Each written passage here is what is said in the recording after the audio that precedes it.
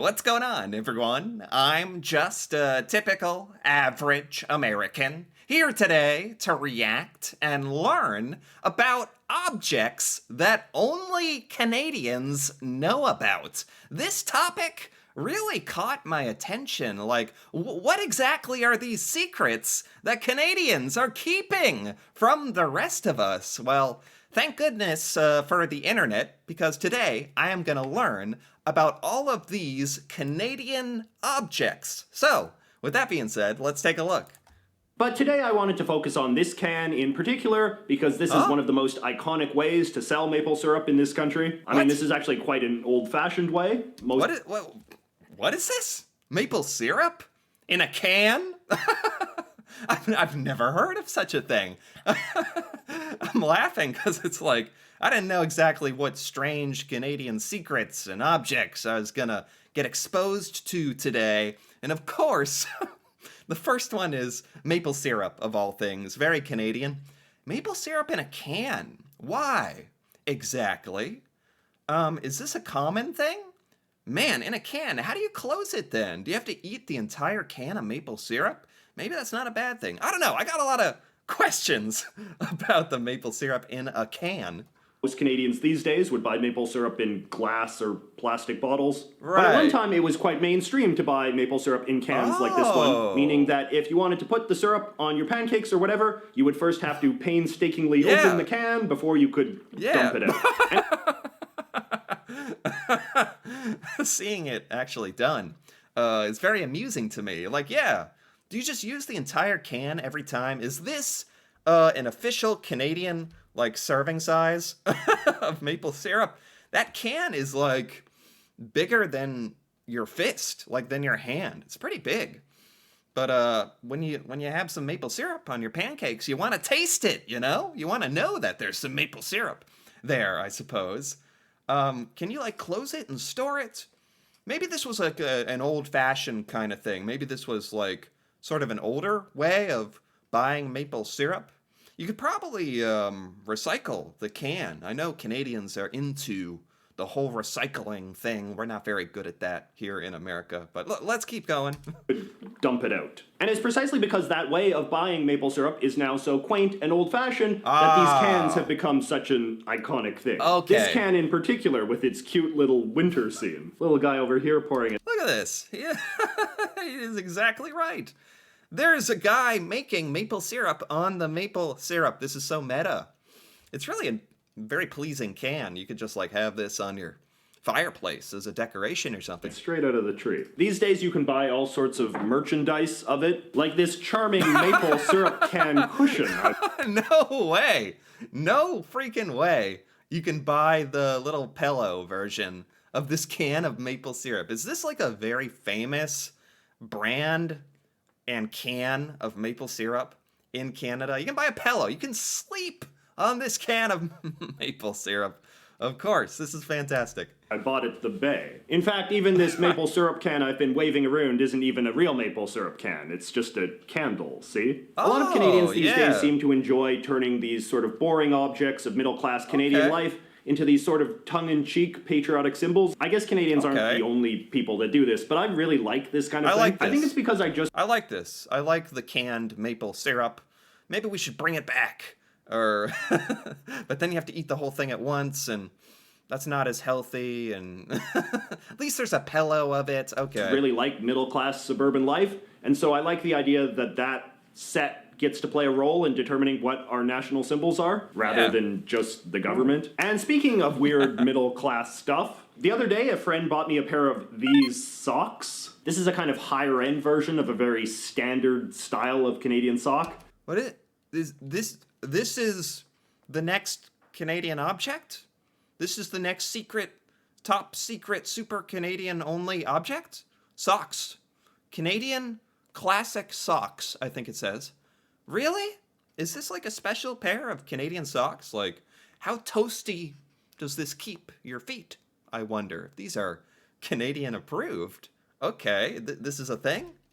Actually didn't realize this was a distinctive Canadian thing until I got these, but you can see it says so right here. This is a kind of old school sock that I think a lot of Canadians associate with wearing in like the winter or when you're going hiking or camping or outdoor stuff like that. What makes it like a classic Canadian sock?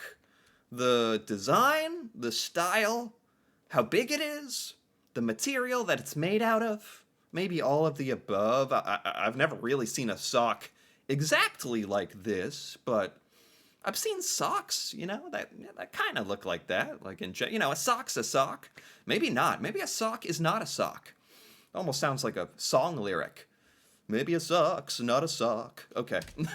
They're very thick, so they provide good protection from the rain and snow, which is, of course, in ample abundance up here. But they're also kind of cheap socks made of this very stiff and scratchy wool. I mean, not these ones in particular. The original ones were made by a Quebec company called Duret in the 1930s, but these days there are a lot of knockoff versions as well. They're often called cabin socks or just red striped socks. Initially, when I learned that this stuff... So...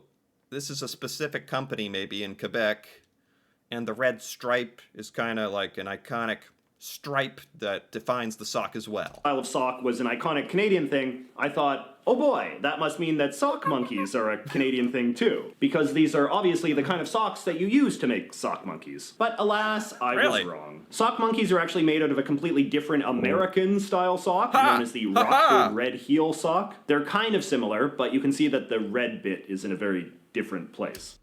Okay. So that's an American sock on the right, Canadian sock on the left. I gotta say, just objectively, the Canadian sock does look better. It does look like higher quality, warmer. Interesting. A Canadian sock. Are many Canadians like familiar with this exact sock? I'd be curious to hear about that. So now let us talk about this thing here, a mass-produced portrait of everybody's favorite queen, Elizabeth II. What is this? This is a portrait of Queen Elizabeth. Rest in peace. I want to get a good look at this. Okay. Is this some kind of famous portrait? I've actually never seen this portrait ever in my life. I know Canada has a relationship with Great Britain and all that, and a history, and this is like somehow a famous Canadian portrait of Queen Elizabeth? Is that right? II. Now, I am not a big fan of royalty, and truth be told, neither are most Canadians, but Canada is under the realm of the British monarchy as a matter of law, and as a result, the person of the Queen has often been treated as this kind of generic patriotic symbol. There is thus this tradition of hanging little pictures of the Queen like this in important public places, like schools and libraries. Oh, interesting. I didn't know about that, because I don't really understand fully like what Canadians think of royalty and the connection to British monarchy and the Queen and King and all that. But there's obviously like a respect there and a pride. And she has her literal pictures. Maybe there's portraits of the King now in like Canadian schools and stuff. I didn't really know about that. Libraries and city halls and post offices and community centers and places like that. The government produces them, and since the Queen has been around for so long, they come in a vast array of styles, although we are generally not talking about candid photos, but rather these very stiff and formal portraits where she's looking as regal as possible. Oh, so it's not this exact portrait, like not this exact one. It's just, in general, Canadians tend to have portraits of the Queen hanging around places of importance. And the portraits might look different. Okay, now I get it. This Canadian object is a little more broad in that sense. Okay. Let us talk about another mass-produced patriotic symbol, the plastic poppy with the pin through it. In November, all Canadians are supposed to pin them on their shirts. What? Poppy? A poppy? Is that a type of flower? I've never heard of that. I've never heard of this, which makes sense, because that's the whole point. These are secret Canadian-only objects that only Canadians know of, but I feel like I'm getting the inside scoop here, a peek behind the proverbial Canadian curtain, as you will. This is a pin shaped like a flower you put on your... on what day, exactly? Pin through it. In November, all Canadians are supposed to pin them on their shirts like this. Okay. I talked about the poppy a little bit before in one of my previous videos. Basically, after the First World War, this American woman started selling fake poppies to fundraise for veterans. She was inspired by a famous wartime poem about poppies called In Flanders Fields, which These are poppies, which is a flower. I didn't know that. An American woman started selling these poppy pins to fundraise? And somehow this became like a Canadian thing, though, huh? which was written by a Canadian. The ironic thing is that the poppy tradition wound up being a much bigger deal in Britain and Canada than the US. During Yes. Yes, I've never heard of this. Ever. At any time. Didn't know about this. Didn't know this was a thing. Fascinating. the month of November, in the lead up to November 11th, the holiday known as Veterans Day or Remembrance Day, it is very Okay. common to see people selling poppies just like this one to Really? raise money for veterans. And there is a lot of social pressure in Canada to Okay. wear one during this same period to show that you are pro-veteran. All the TV newscasters will wear them, along with all the politicians and basically anyone else in the public eye. The design of the Wow. Wow, that is cool. I had absolutely no idea. It's to support veterans, raise money, raise awareness. Everyone's doing it. Everyone's cool and putting on the poppy pin. And I had no idea. This is not a thing in the United States. Cool. The Canadian poppy is very stylized, as you can see. In Britain and America, they try to make them look more natural, but ours are very geometric. When I was He keeps saying like in Britain they do this. He even keeps saying in America we do this.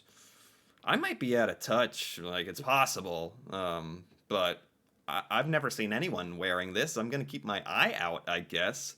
Like on Veterans Day, I've never heard anyone in America on the news or in real life mention this poppy or poppy pin or fundraising. I feel like I have a pretty good grasp on that kind of thing, and I gotta be honest, I've never seen or heard of this. So I don't know if this is a thing in America. Maybe it's kind of niche or in certain parts, but I'm just learning about this for the first time. Cool. Well, the Canadian supermarket scene is really dominated by this one corporation called Loblaws. Right. But in order to conceal just how dominant they are, This is good. This is good because I have learned about Canadian grocery stores at one point in the past. So I am aware of the Loblaws and some Canadian stores which I had never heard of before, but that was another video. But it's all coming full circle because now I understand what the Loblaws is. It's a grocery store in Canada. Totally not a thing in the United States, by the way, but let's keep going. Loblaws runs a bunch of different supermarket chains with different store brand products. In their more comfortably middle class supermarket chains, they sell a line of products known as President's Choice. And then in their lower middle class supermarkets, they sell the no-name stuff. And yes, No name. Oh, excuse me. No name. Yeah. Wait, a President's Choice? President's Choice. Canada doesn't even have a president though. So whose choice is who's making all these choices in Canada for the President's Choice? Anyway, No Name, is that the item here? I have heard of No Name. I learned a little bit about No Name as well. That is an awesome like Canadian brand of like these generic like blank boring packages. That's the point though. It's like the brand is called No Name. It like has no name, or that is the name. And it's very simple packaging and very efficient, and I really enjoy it. I love that this is a thing. I think this would be popular in the United States, actually, because it's really quite funny. no-name stuff. And yes, that is actually the name, no name. It's Right. kind of a who's on first style situation. Huh. When I was growing up, I remember we used to live right near a great big no-name supermarket that was as big and boxy and yellow as the products within. But these Oh, there are no name stores? Like the entire store is a no name store? I didn't know about that. days, I know my parents would never buy no-name stuff. I don't want to be too much of a What? snob about this because I know not everyone can afford the same kinds of things, but I do think that a lot of Canadians would associate having a lot of no-name food products with being sort of not well off.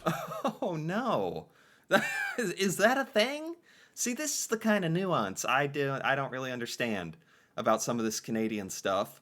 No Name is like cheap, for lack of a better word. Is it good?